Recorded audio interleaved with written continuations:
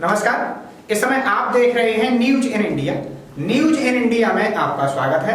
आइए नजर डालते हैं आज की कुछ खास खबरों पर। ज्योतिरादित्य सिंधिया 18 साल कांग्रेस में रहने के बाद आज दिल्ली में भारतीय जनता पार्टी में शामिल हो गए। उन्हें भाजपा के राष्ट्रीय अध्यक्ष जेपी नड्डा ने पार्टी की सदस्यता दिलाई। सिंधिया ने कहा कि मेरे जीवन में 2 दिन ऐसे आए जिन्होंने मेरा जीवन बदल दिया। पहला 30 सितंबर 2001 जिस दिन मैंने अपने पिता को खोया। दूसरी तारीख 10 मार्च 2020 जो कि उनकी 75वीं वर्षगांठ थी। उन्होंने कहा कि मेरा मानना है कि हमारा उद्देश्य जनसेवा होना चाहिए। मेरे पिताजी और मैंने हमेशा इसी पर काम किया। सिंधिया ने कांग्रेस पर हमला बोलते हुए कहा कि कांग्रेस अब पहले वाली कांग्रेस नहीं रही। सिंधिया ने कहा कि कर्ज माफी और रोजगार के मामले पर मध्य प्रदेश सरकार ने अपने वादे पूरे नहीं किए। ट्रांसफर और भ्रष्टाचार माफिया राज चल रहा है। उन्होंने कहा कि मेरा मन दुखी है। कांग्रेस अब वह पार्टी नहीं है जिसकी स्थापना हुई थी। प्रधानमंत्री नरेंद्र मोदी की प्रशंसा करते हुए सिंधिया ने कहा कि देश के इतिहास में शायद किसी को भी इतना बड़ा जनादेश नहीं मिला जितना कि एक बार नहीं 2 बार प्रधानमंत्री नरेंद्र मोदी को मिला है। इसके अलावा और क्या कहा सिंधिया ने, आइए आपको पूरा बयान सुनवाते हैं। मंच पे आसीन मेरे साथ भारतीय जनता पार्टी के सम्माननीय अध्यक्ष आदरणीय जेपी नड्डा साहेब, भारत सरकार के यशस्वी मंत्री और मेरे भाई धर्मेंद्र प्रधान जी, हमारे गृह राज्य से उपस्थित विनय सहस्त्रबुद्धे जी, हमारे मध्य प्रदेश के भारतीय जनता पार्टी के अध्यक्ष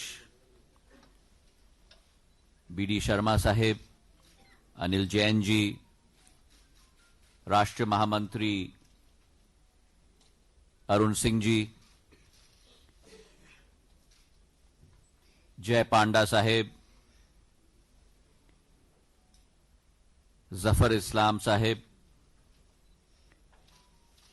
और मंच पर आसीन सभी गणमान्य सदस्यगण, मैं धन्यवाद अर्पित करना चाहूंगा सर्वप्रथम आदरणीय नड्डा साहब को, हमारे प्रधानमंत्री नरेंद्र मोदी जी को, हमारे गृह मंत्री अमित शाह जी को कि उन्होंने मुझे अपने परिवार में आमंत्रित किया, एक स्थान दिया। मेरे जीवन में 2 तारीखें बहुत महत्वपूर्ण रही।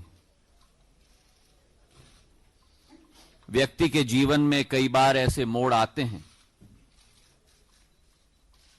जो व्यक्ति के जीवन को बदल के रख लेते हैं, और मेरे जीवन में वो 2 दिवस, पहला दिवस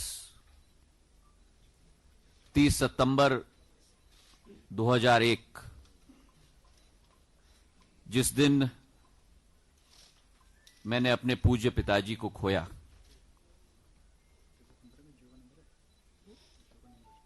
एक जीवन बदलने का दिवस था मेरे लिए,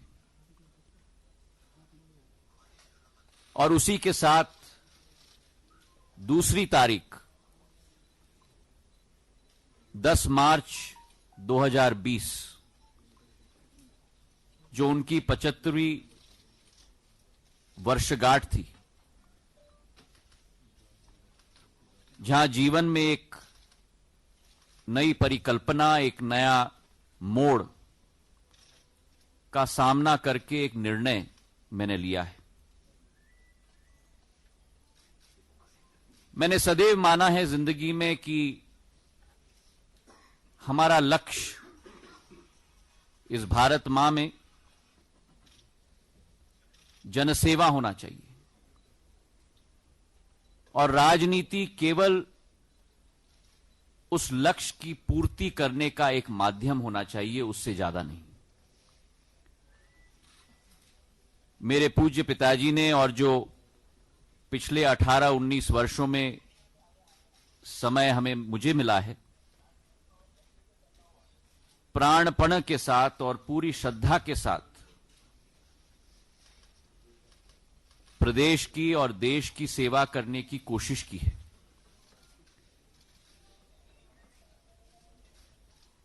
भारतीय कांग्रेस पार्टी के द्वारा, लेकिन मन व्यतीत है और मन दुखी भी है, क्योंकि जो आज स्थिति उत्पन्न हुई है, मैं ये कह सकता हूं विश्वास के साथ कि जनसेवा का लक्ष्य की पूर्ति आज उस संगठन के माध्यम से नहीं हो पा रही है।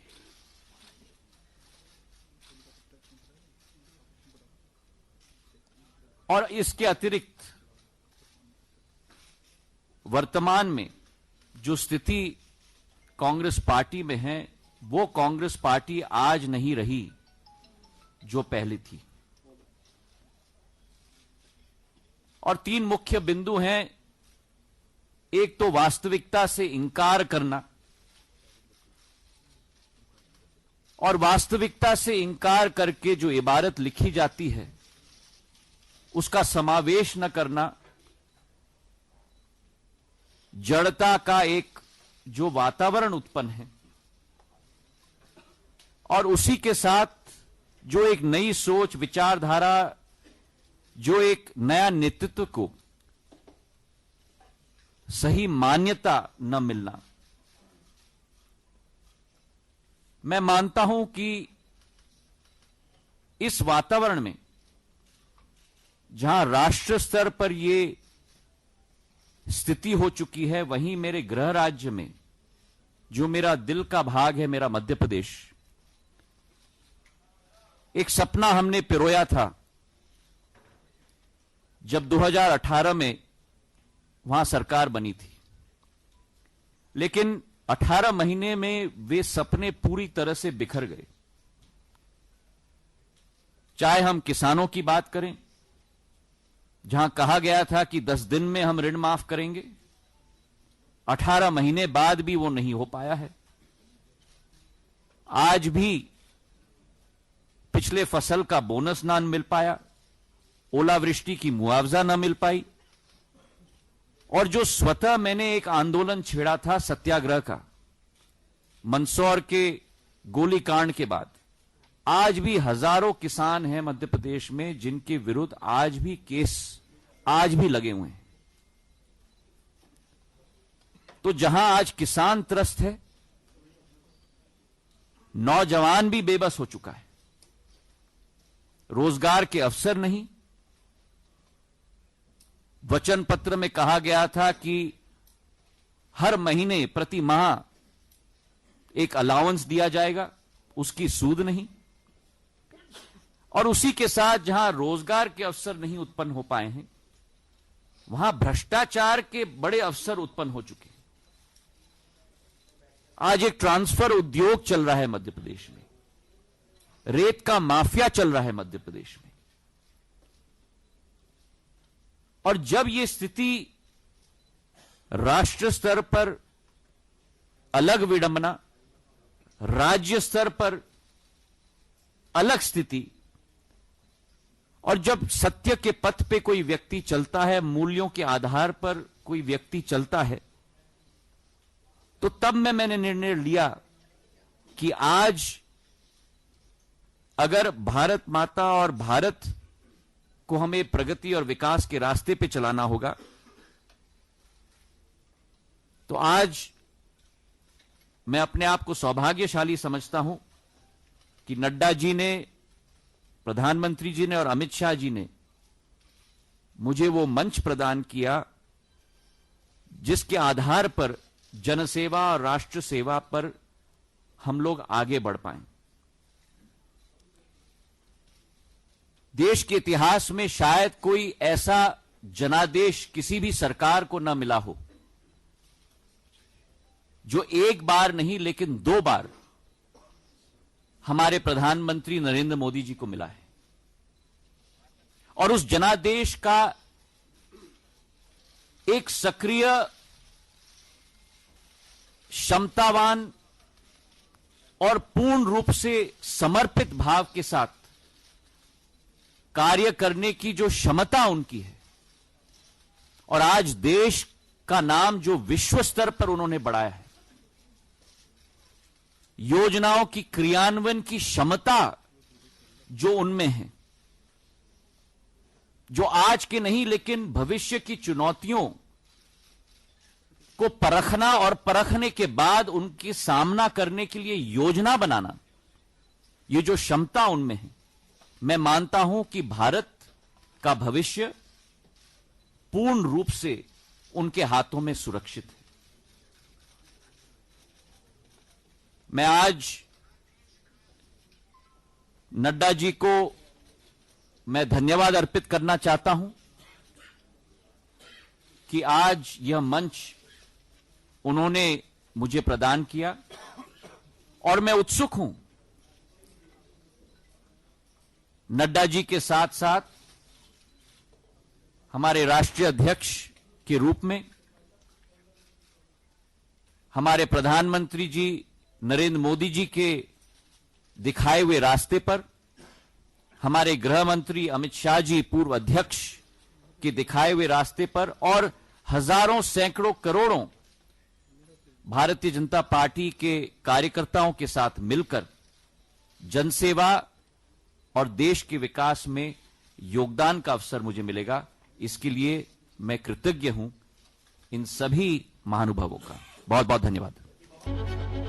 रास्ते तो हर मोड़ पर बदल जाते हैं, पर दिशाएं कभी नहीं बदलती, जैसे कि हम और हमारा साथ। हर दिशा में आपके बच्चे के साथ, आज कल और हमेशा के लिए। सील गंगा स्मारक इंटर कॉलेज, मैनपुरी रोड, माड़े, सिकोहाबाद, जनपद फिरोजाबाद।